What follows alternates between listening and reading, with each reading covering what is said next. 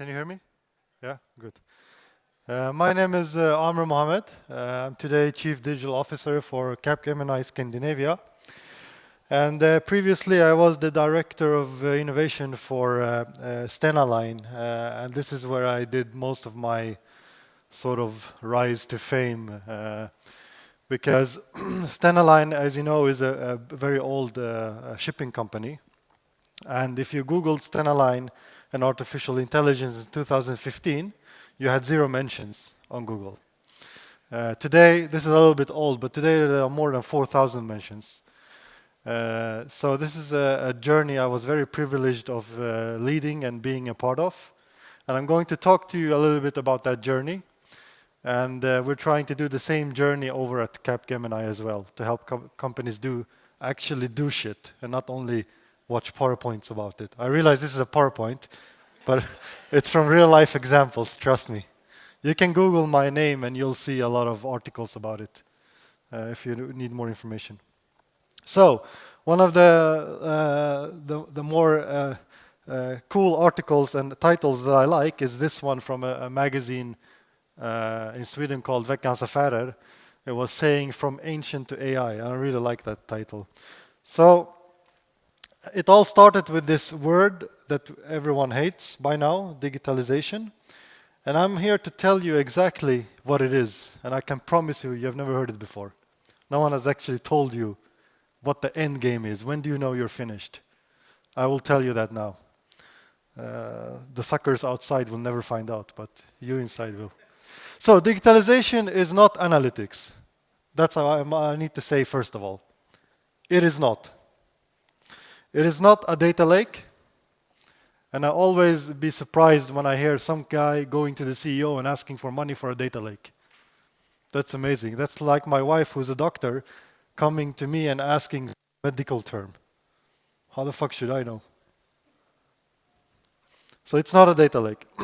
It's not moving to the cloud, and it's not hiring a head of digital.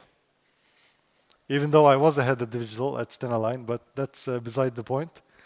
So, digitalization is the journey to become autonomous.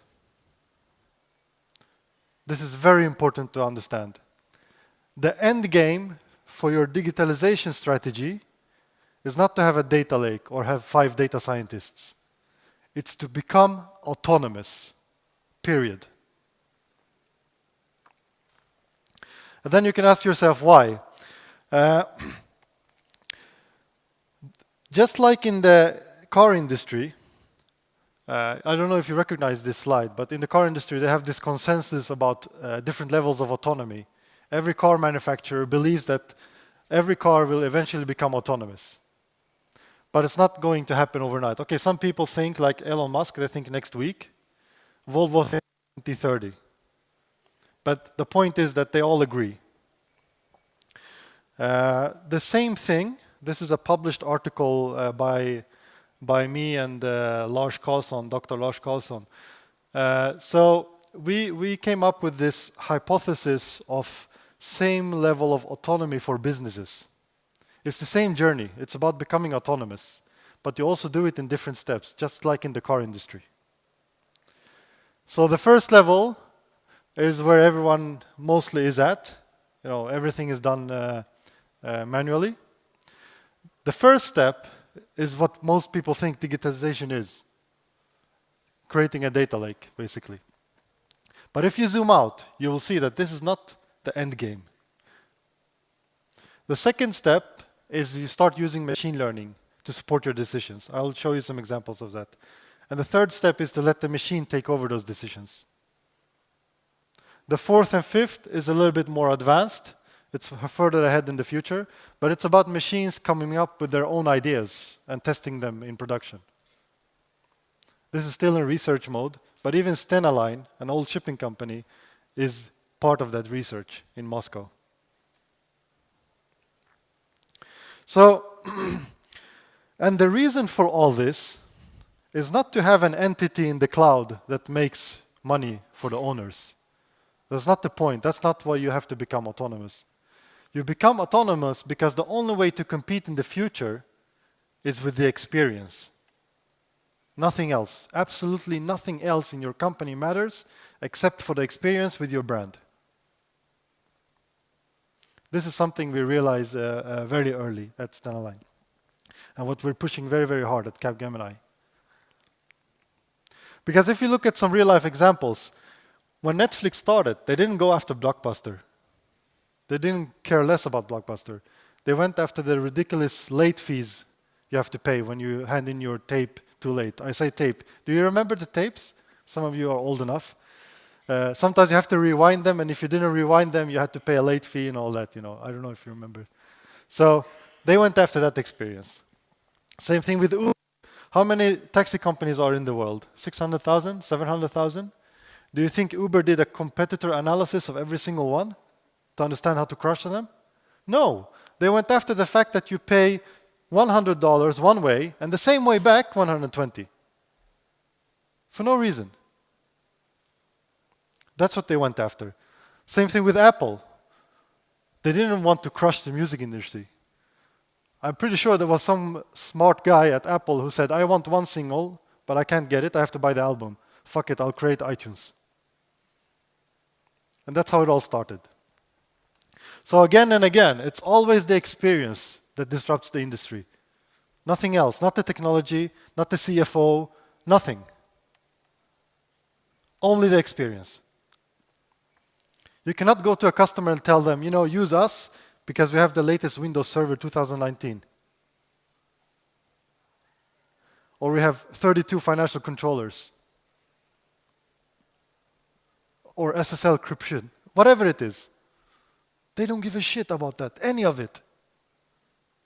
The only thing they care about is the experience. What can you do for me? And some people say, what about the price? It's very hard to compete on the price today. The margins are so shaved, so it doesn't matter anymore. So it's only the experience. So today, when a new player enters your market, regardless of what market you're in or industry you're in, I can guarantee you they will be twice as autonomous as you from day one. This is a guarantee. So think about that. How well is your business if someone can enter your market and be twice as autonomous as you? You think you're pretty good, you're comfortable, you make a lot of money, but as soon as someone new comes into your play, they will be twice as efficient. What does that mean for you? So, to be able to focus on the experience, you can either double the number of employees, or you have to automate everything that a calculator can do better than you. So that's what it's all about. You automate your business so that you can focus on the experience. Simple as that. That's what digitalization is all about. So I'll give you some examples. First of all, chatbots.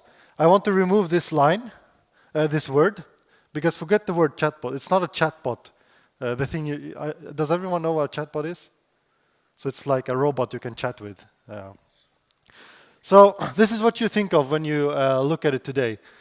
But you have to understand that when you embark on a thing like a chatbot, it's not about a small machine that barely can answer FAQ questions. That's maybe today, but that's not the end game. Again, I'll go back to this end game. You have to understand where you're headed when you start something.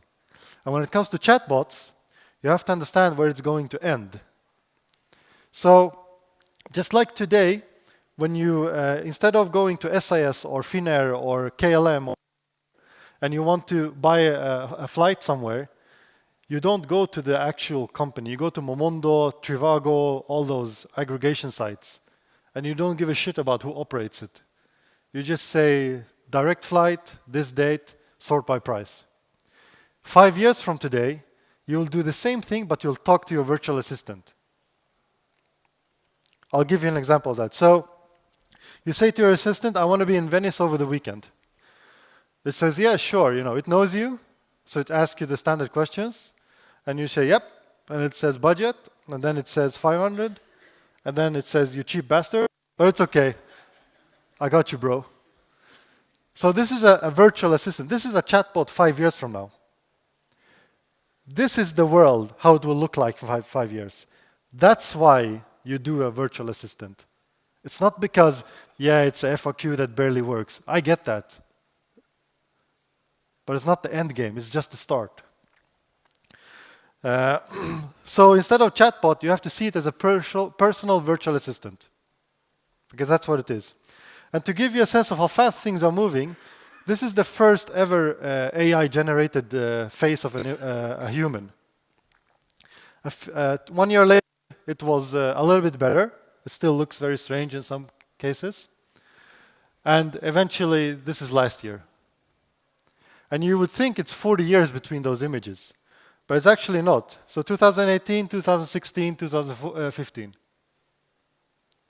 So in 3 years, it went from creating ghosts to, you can even, can you even tell? It looks real. So in 3 years, the same thing would happen with chatbots. Just imagine if a chatbot is 1,000 times stronger than it is today. How will it work?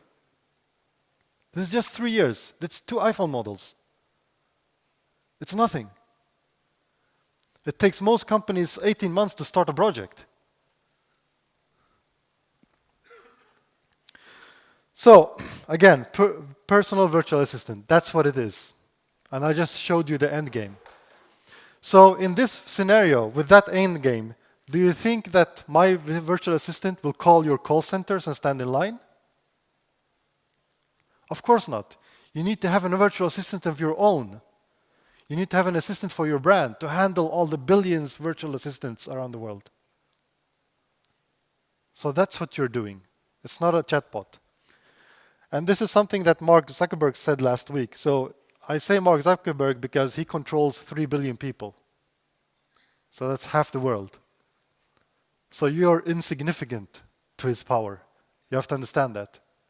So he has 3 billion people, all of your customers, closed in virtual chat rooms. And the only way to access them is through a virtual assistant. There is no other way.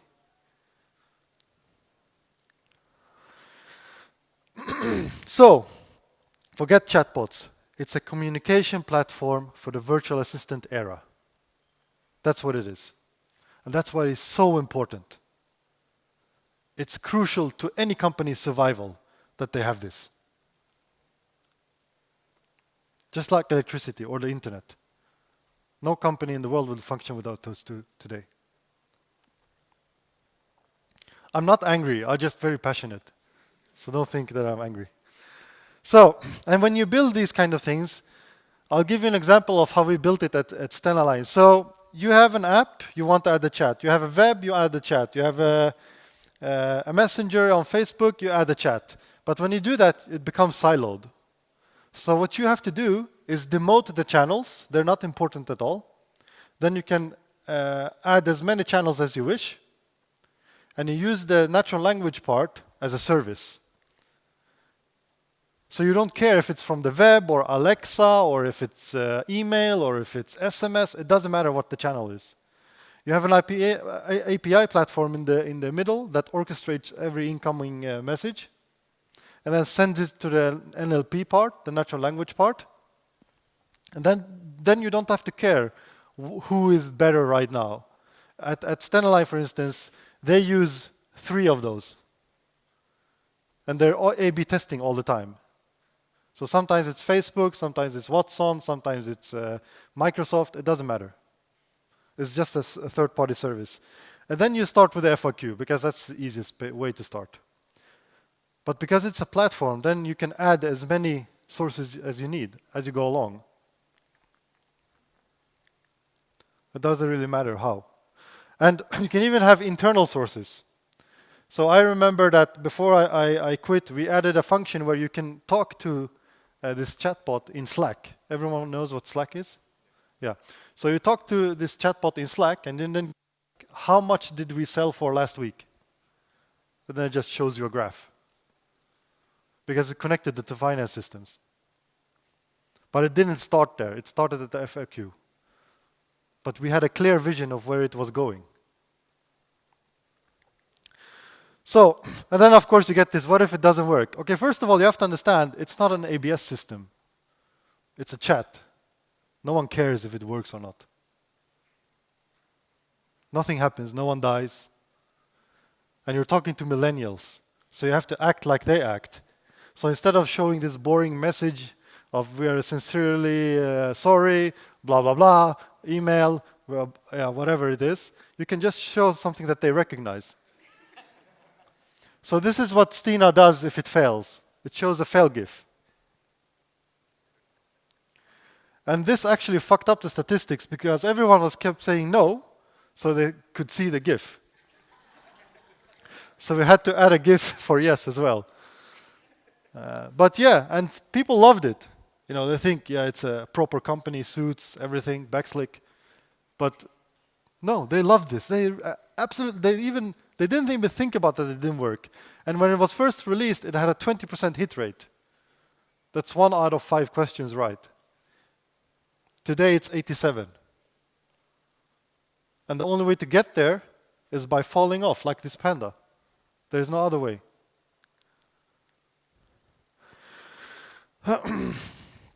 Now, the second thing I want to talk about is something I call the digital butterfly effect. So what this is to understand that when you digitalize something, it's not about going to HR and then digitalizing that, and then you go to finance, and then you digitalize that, and then you go to operations, and then you digitalize that. That's just making a paper to email. You have to, again, zoom out, and then you will see that different processes in different part of the company actually in a digital world make sense to put together. And I'll give you an example of that. So at Stena Line, there is a process called trade management. What they do is they forecast the number of passengers. But we replaced the Excel sheets with machine learning models. And going from in the Excel, being able to forecast 30 days, while in machine learning, they could forecast 4 months. So they increased the level of foreseeing into the future by 4 times. And it took Stena Line 60 years to perfect these 30 days. And it took a 21-year-old hacker 6 weeks to completely destroy their egos. So, but in a machine learning world, instead of just realizing how many people we will have, they could also simulate who will be on board. Is it children? Is it elderly? Is it business people? And so on. That you could never even think about. It was always just people guessing based on experience. Ugh. So, and also using the loyalty program and the data, sales data on board, what will they buy? Now we don't have to guess anymore. We know exactly what they will buy and also how much of it. Then we knew 214,000 meatballs, 68,000 units of Twix, this much water, blah, blah, blah, blah. We knew exactly. And we went from having almost 8, 9, 10% swing, or what's it called in English? I don't know, when you have shit over. Waste, yeah? Under 3%. It's a huge improvement. And also you connect it to the warehouse and all of a sudden you need to talk to the logistics department so that they can API and put their system in the cloud. So we can, through an API, have models telling their system exactly what to order and when. And then it was automatically scheduled to a driver and sent to the ship in time for departure. So something that previously took 6 weeks, now took 6 milliseconds to simulate. And it's not because we fired everyone. No, now they're working on something else, something related to the experience. And this is incredibly complex. So there is no way of doing that. You're not supposed to read that, but it's supposed to look messy. So it's very, very complex. So you cannot do that in Excel for obvious reasons. So we created this system, and we also made a small movie because I like movies. So I wanted to show it to you now.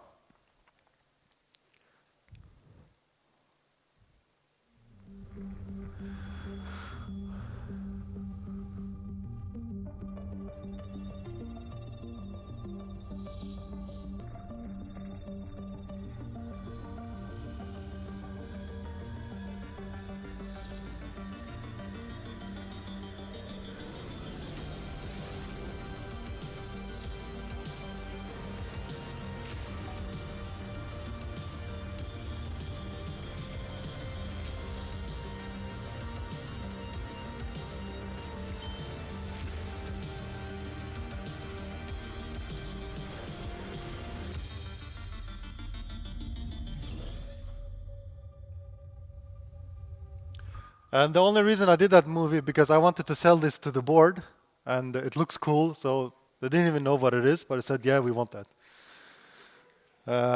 Yeah, so the point is here that you have to think about zooming out, understanding that it's about becoming autonomous, and the only fucking thing that matters is the experience, nothing else. Thank you.